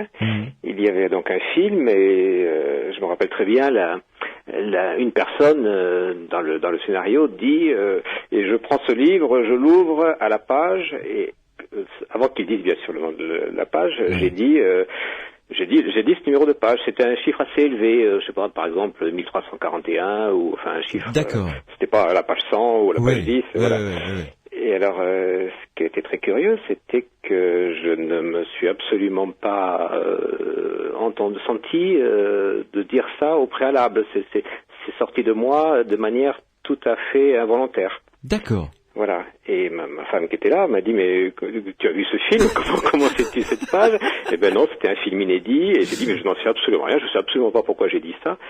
Si j'y avais pensé avant, bien sûr, je n'aurais pas dit, parce qu'il y avait pratiquement aucune chance que je tombe juste sur le hasard. Oui, voilà. Tout à fait. Et alors, donc, ça... Et alors, ça s'est reproduit de temps en temps, ça se reproduit parfois. Je devine, mais c'est toujours quelques secondes avant, et même des fois une fraction de seconde avant. C'est toujours imminent, c'est quelque chose qui est imminent. Vous pouvez nous donner 2 ou 3 exemples comme ça? Oui, alors ce qui arrive très souvent, alors c'est soit un film, soit à la radio, quand quelqu'un dit, bien mon invité et je dis le nom à ce moment-là de la personne juste avant que ça vienne. D'accord. Ou il y a quelque temps, mon gendre aussi m'a dit, j'ai rencontré quelqu'un, j'ai discuté avec et je lui ai dit Alain Krivine. Bon, on ne fait pas de politique dans la famille. C'était pourquoi j'ai dit ça, j'en sais rien. Et il m'a dit mais comment le savez-vous? C'est extraordinaire. Je l'ai rencontré par hasard à Toulouse, on a discuté, mais c'est quelqu'un qui connaissait absolument pas, bien entendu, on n'en parlait jamais. Oui. Donc c'est pas possible que ça soit du hasard, quoi. Et alors racontez-nous cette histoire de machine à sous. Oui. Alors oui, je parlais de cette histoire de machine à sous parce que je me demandais ce phénomène qui m'arrive comme ça de manière tout à fait involontaire. Oui. Est-ce que c'est de la prémonition ou est-ce que c'est de la transmission de pensée? Oui. Puisqu'il me semblait que c'était plutôt la transmission de pensée, puisque à chaque fois c'était quelque chose qui préexistait. Un film il préexiste, et ce chiffre de ce numéro de page à un moment avait été dit. Quand mon gendre me dit devinez qui j'ai vu, il pensait donc à Alain Krivine, donc je dis je dois lire dans les pensées. D'accord. Et il y a assez peu de temps, je crois que c'était l'année dernière, je joue jamais au casino et donc j'étais avec des amis qui m'ont dit oh mais on va aller au casino, etc. Bon, je les ai accompagnés, je les regardais jouer. Et tout d'un coup, j'ai pris donc trois jetons, et je me suis installé je suis allé à une machine à sous spécialement, et j'ai joué 1, 2, 3, et au troisième, clac, j'ai gagné un jackpot de 400 €, quelque chose comme ça. Ah, joli. Voilà. Et ce qui est très curieux, c'est que j'ai eu la même sensation, c'est-à-dire que je me suis retrouvé assis devant la machine à sous avec tout le jackpot qui tombait, en me disant mais qu'est-ce que je fais là? Je n'avais pas l'impression d'avoir décidé de jouer aux machines à sous. C'est quelque chose qui est complètement hors de ma volonté. Voilà.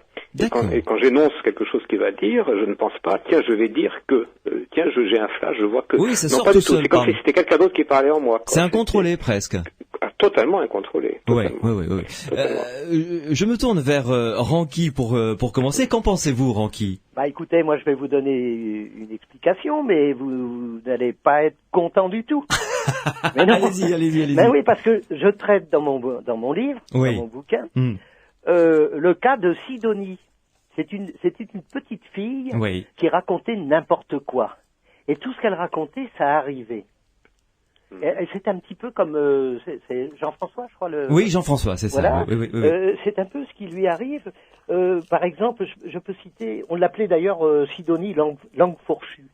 Parce qu'elle racontait un tas de bêtises. Une fois, pendant le repas du soir, elle se met à chanter « Au feu, les pompiers, au feu, les pompiers ». Alors sa mère, elle lui dit « Mais ça va pas, t'es folle ou quoi ?» Mais non, elle dit « Au feu, les pompiers ». Elle dit « Écoute, alors si tu continues comme ça, on ne va pas aller au cinéma ». Alors elle lui dit « De toute façon, on ne va pas au cinéma ». Alors sa mère, elle lui dit « Si, on va aller au cinéma ». Puis en allant au cinéma, elle chante au feu, les pompiers. Et quand ils sont arrivés devant le cinéma, eh bien, le cinéma brûlait.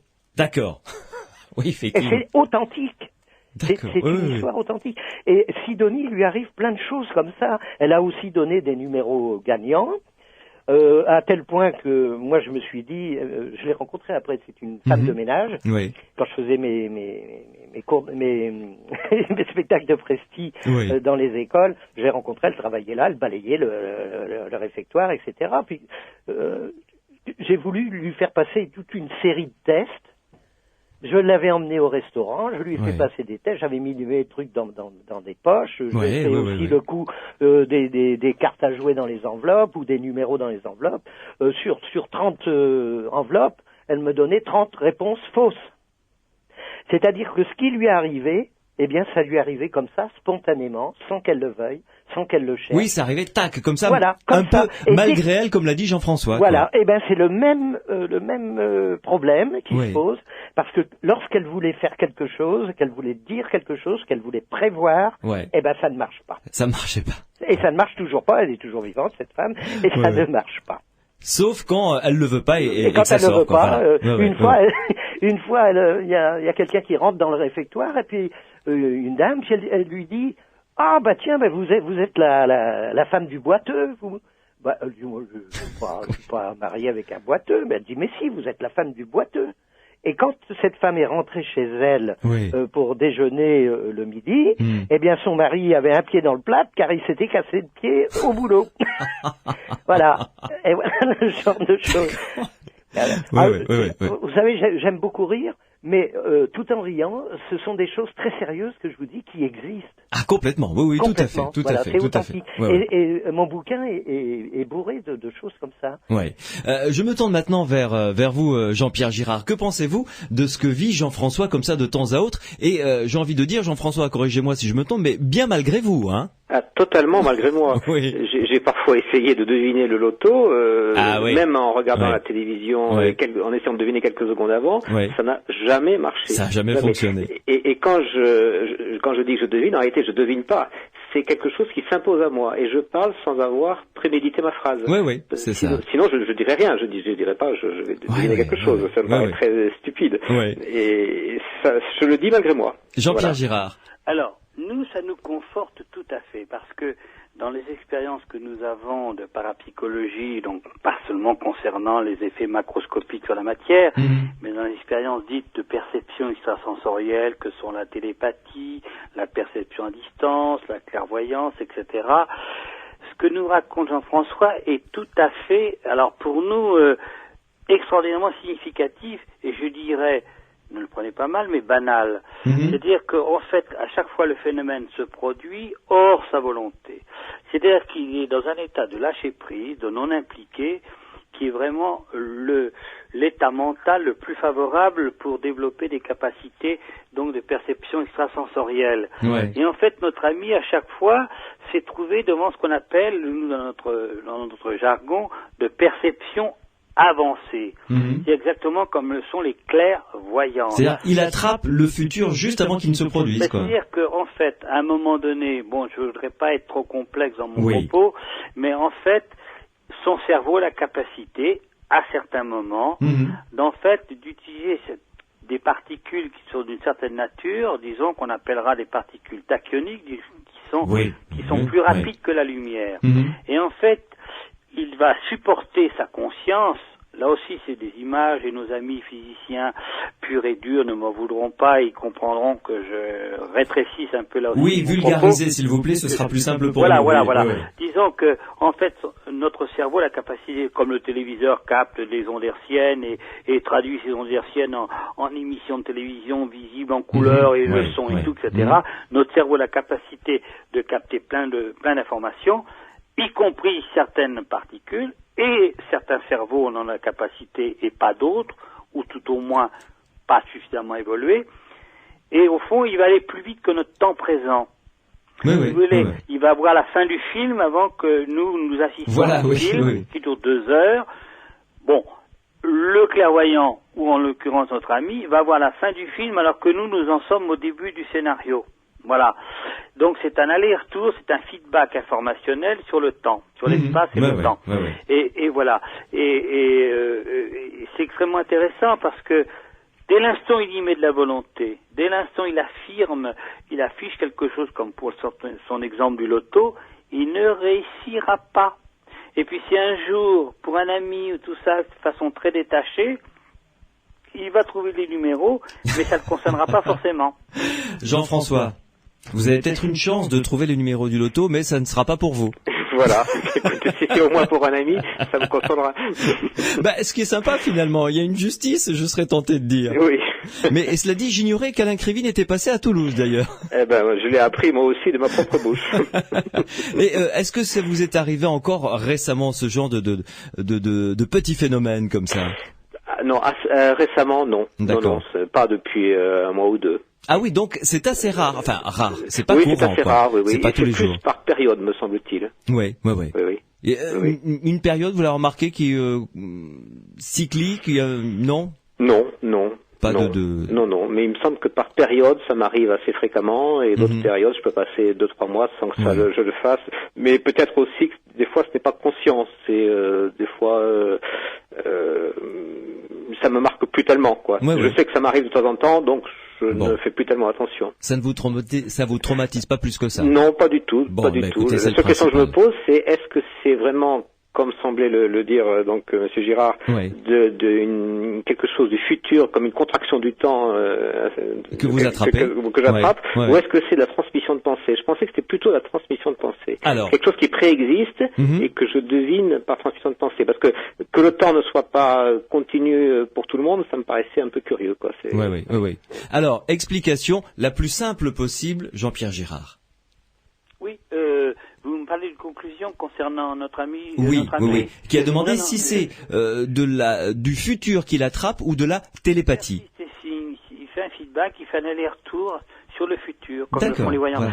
Nous avons tout un travail très documenté que nous avons décrit dans l'encyclopédie du paranormal, et en plus, parce que le but de ce livre, puisque nous l'évoquons un peu, c'est surtout de pouvoir donner des pistes pour que les personnes qui étudient un phénomène comme la vision à distance, comme aussi la perception de choses futures, puissent avoir des moyens, des outils. Et nous avons essayé de suggérer pas seulement des exercices, mais des états mentaux.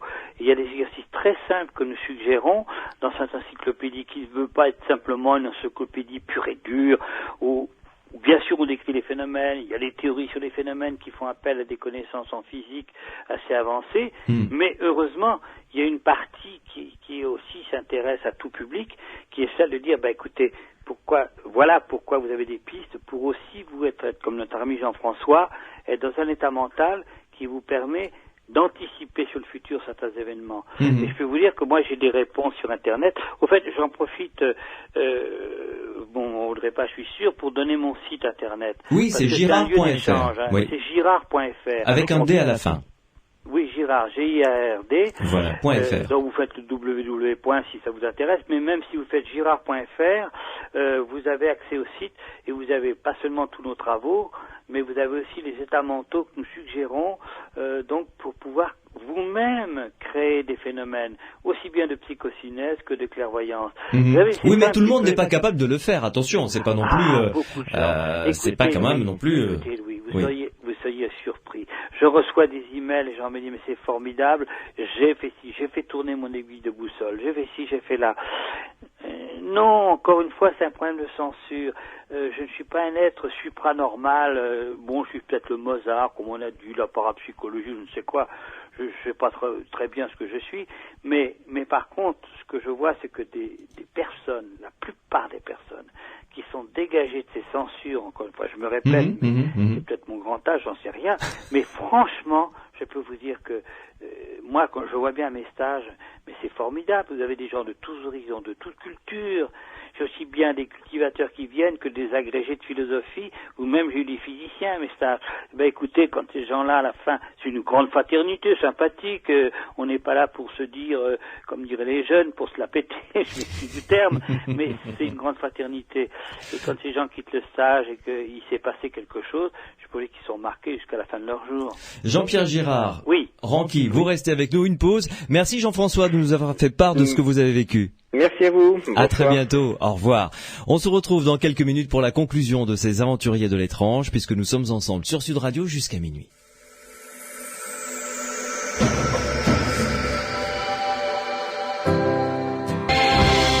Let There Be Love, c'était Oasis sur Sud Radio dans les aventuriers de l'étrange avec mes deux invités ce soir. Nous en arrivons presque à la conclusion. Jean-Pierre Girard et Ranqui qui est illusionniste. Ranqui, je ne veux pas que l'on se quitte sans que vous me racontiez comment vous avez fait pour démasquer cette histoire de motard masqué sur TF1. Oh là là, ça a été une émission catastrophe. Ouais. Parce que TF1 avait tourné un film sur les performances fantastiques. Ça, ce sont les termes exacts de Monsieur Balou, le présentateur. Donc, on voyait Jean-Marie Laforgue, le motard masqué, avec une cagoule et à cheval sur une moto de, je sais plus, un gros cube. Voilà, une grosse moto. Une grosse moto. Et se balader dans Paris avec les yeux bandés et une cagoule sur la tête. Oui. Et puis alors, à plus de 100 à l'heure.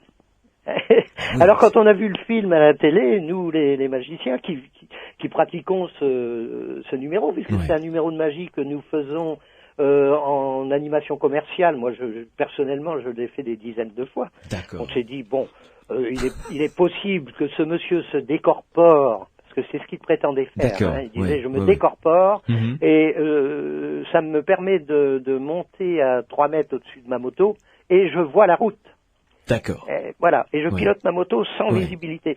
Bon, on s'est dit après tout, pourquoi pas? Parce que, vous savez, nous, au sein du comité, on va d'abord sur le terrain, on observe, Oui. et après on porte des conclusions. Tout à fait. Oui. Voilà. Un comité... Sans a priori. Oui, un comité d'illusionnistes et de magiciens. Voilà, bien D'accord, sûr. de professionnels, quoi. De professionnels, bien sûr. Alors donc, on s'est dit, comme nous, on peut le faire, il est possible que ce monsieur le fasse réellement en se décorporant, mais il est également possible qu'il le fasse en truquant. Et oui. Bon. Et donc, voilà, alors on a forcé le plateau, et on s'est fait virer, quoi. Comme des malpropres. Ouais. On nous a mis à la porte, je suis rentré par la fenêtre, je suis revenu je ne sais pas combien de fois, jusqu'à temps que c'était Monsieur Plaisance, le producteur du film, jusqu'à temps qu'il accepte que l'on teste Jean-Marie Laforgue. Et alors je vais vous raconter une histoire que personne ne connaît, c'est que Monsieur Plaisance, le producteur, dit mais ce qu'il fait Monsieur Laforgue, c'est parfaitement réel. Eh ben, je lui dis, puisque c'est réel, vous savez ce qu'on va faire? Non, il me dit. Eh bien, nous allons mettre votre véhicule en travers de la route. Et Monsieur Plaisance venait d'acheter un 4x4 flambant neuf, tout rouge, magnifique. Et nous avons mis le 4x4 au milieu de la route. Et puis, parce que Laforgue avait fini par accepter que l'on le teste. D'accord. Finalement. Oui. Alors, et donc c'est nous qui avons occulté ses yeux avec des balles de mousse, du coton, le bandeau, la cagoule, on l'a remis sur sa moto, et il a démarré, et 3 mètres plus loin, il est rentré de plein fouet dans la camionnette de Monsieur Plaisance. Neuve. Il a dit, oui, vraiment, là, je pense que il ne se décorpore pas. Et vraiment, voilà, c'est on a démasqué ce monsieur. Vous savez, on l'a fait, c'était pas vraiment pour le démasquer, mais quand on a appris que ce monsieur voulait ouvrir un cabinet médical et soi-disant se décorporer, vous voyez, c'est là où ça devient grave. Là, je deviens sérieux. Là, ça devient grave. Il se serait décorporé et il vous aurait enlevé votre tumeur cancéreuse, etc. Et en fait, de vous opérer, il aurait surtout opéré votre porte-monnaie. C'est inadmissible. On n'a pas pu accepter cette chose. Et donc, voilà, on l'a dénoncé. Et vous avez très bien fait. D'ailleurs, vous soulevez un problème. Jean-Pierre Girard, j'aimerais avoir votre avis sur ce domaine, évidemment, d'escrocs qui pullulent malheureusement, puisque l'eau est trouble et que les scientifiques ne s'occupent pas de la clarifier. Les gros poissons continuent à nager tranquilles. Oui, mais c'est tout le problème de la parapsychologie depuis des décennies, même plus que cela, même au début, fin des années 1890, dans les cabinets obscurs où il y avait des ectoplasmes qui apparaissaient et tout, et puis ensuite toute cette période qui a succédé. Je crois que la parapsychologie a un fardeau, elle a bien du mal à s'en débarrasser, c'est vrai, il faut pas le nier. Et c'est pour cela que des personnes comme Ranky qui essaie un petit peu de faire du balayage, comme on l'a vu là sur certains médiatiques ou moins médiatiques, ou à travers des ouvrages, quand j'ai trouvé, il a la gentillesse de me l'envoyer, le paranormal de mes yeux vus, qui est remarquable, qui est une synthèse de toutes ces expériences qu'il a étudiées, dont il a fait un petit peu la part du bon grain et de l'ivraie. Et puis aussi notre ouvrage, qui fait un panorama des phénomènes paranormaux, mais de tous les phénomènes paranormaux, à travers les travaux qui ont été faits. Alors on essaie, de remettre un peu des lettres de noblesse à la parapsychologie. C'est vrai que c'est difficile, ne nous leurrons pas, mais la parapsychologie a donné des verges pour se faire fouetter. Alors, il y a quelques sujets, quelques individus, aussi bien sujets qu'illusionnistes ou scientifiques, qui essaient de faire un travail serein, calme, et d'apporter des preuves. Comme le docteur Péoc. Comme le docteur Péoc, comme les physiciens qui ont eu la gentillesse et je répète, le grand courage de m'observer, mettant vraiment en péril leur carrière de scientifique, dont certains étaient promus pour l'Académie des sciences et ont vu sèchement leur candidature rejetée parce que simplement ils avaient eu l'audace d'étudier un sujet sulfureux comme Jean-Pierre Girard. Alors tout cela dans l'encyclopédie, je leur rends hommage à ces grands bonhommes, on va dire, et c'est pas vulgaire, bien sûr, quand je dis cela, qui ont fait avancer. Et nous avons, c'est vrai, cet ouvrage, toujours l'éditeur me dit, mais c'est votre testament, ça, Jean-Pierre Girard, en plaisantant. Oui, en quelque sorte, enfin c'est pour mon testament, j'espère bien, puisqu'il y en a un autre qui va être publié bientôt, une autre encyclopédie, dans un autre domaine, sur les phénomènes de l'au-delà. Mais non, c'est au-delà d'un témoignage, ce sont toutes les expériences qui ont été faites sur des phénomènes très différenciés dans le monde entier, en expliquant les travaux qui ont été faits, les preuves qui sont là, et sur des phénomènes tout à fait inattendus, nous avons des preuves, les théories en présence. Notre ami René Péoc parlait tout à l'heure un peu l'absence de théorie dont nous manquions. Non, nous avons maintenant, avec le concours de physiciens de très très haut niveau, puisque mon ouvrage est postfacé et préfacé par 2 physiciens de très haut niveau, de gens qui ont des théories tout à fait intéressantes et qui tiennent la route, comme on dit vulgairement, sur l'origine des phénomènes paranormaux.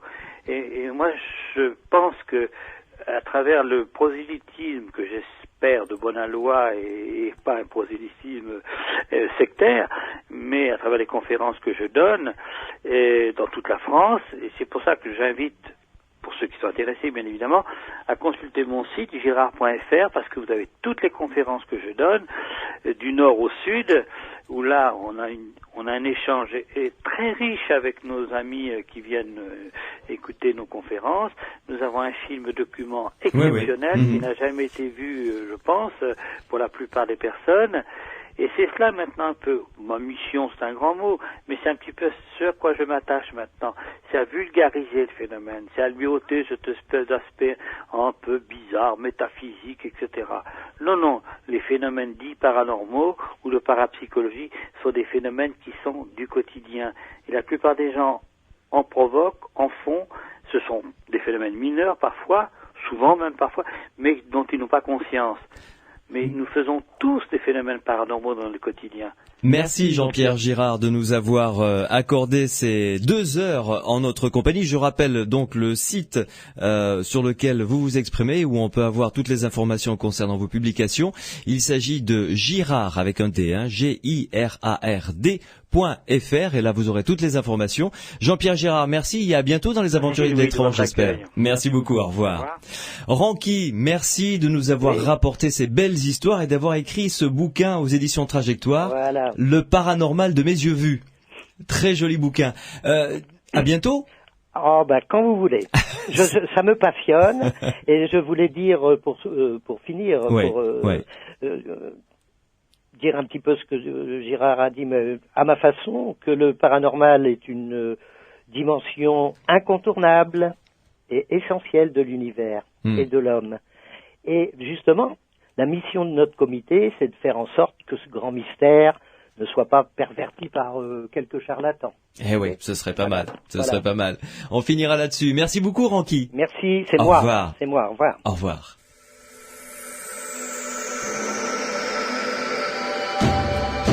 Che Silorio Massarini, soutiene Retina Forse.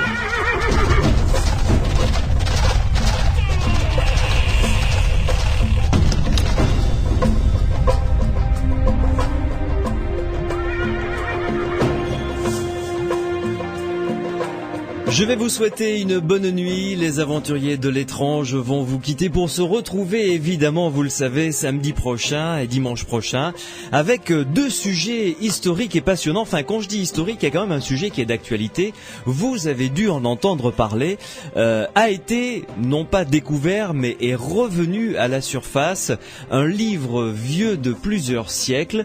C'est un évangile qui a été découvert, écrit en copte ancien, l'évangile selon Judas. Eh bien, ce sera le sujet de notre émission samedi prochain. Un évangile tout à fait étonnant, un texte vraiment étonnant dans lequel on apprend que Jésus aurait demandé à Judas de le trahir pour que la prophétie s'accomplisse, ce qui donne évidemment une lumière tout à fait différente de Judas, qui a été considéré comme un traître jusqu'à maintenant. Et là, au contraire, ce serait peut-être celui qui a été préféré par Jésus-Christ. Extraordinaire comme révélation. Nous en parlerons donc samedi prochain dans les Aventuriers de l'étrange. Et dimanche, nous irons de l'autre côté j'allais dire de la Méditerranée, mais non, puisqu'on parlera de Juda, donc on sera du côté de la Palestine. On ira un petit peu plus loin, on ira en Égypte et on s'interrogera sur le secret des pyramides. Les pyramides, comment ont-elles été construites? Est-ce que c'est des tombeaux? Est-ce que c'était des temples? Les deux, mon colonel, est-ce qu'elles ont des pouvoirs particuliers? Eh bien, nous verrons ça avec nos spécialistes dimanche prochain dans Les Aventuriers de l'étrange, de 22h jusqu'à minuit. Merci à Grégory qui a signé la réalisation de cette émission, Cyril qui était au standard et Pierre Massias qui continue comme d'habitude à m'aider à construire les 10 émissions.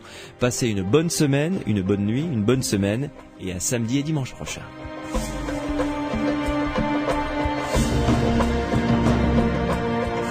Les Aventuriers de l'étrange, 22h minuit, sur Sud Radio.